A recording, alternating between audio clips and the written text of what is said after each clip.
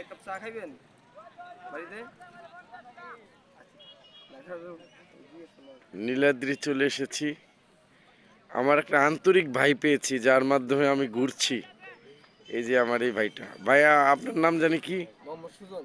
Mohammad Sujan biker, এবং তিনি আমার এলাকায় নরসিংদীতে অনেক বছর ছিলেন। নীলাদ্রিতে তিনি কি নিয়ে সফর দিচ্ছি।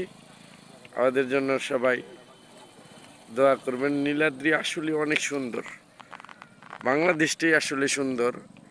এই পাহাড়গুলো দেখা যাচ্ছে এটা ভারতের পাহাড়, কি জলারাশি, অনেক বড় একটা লেক।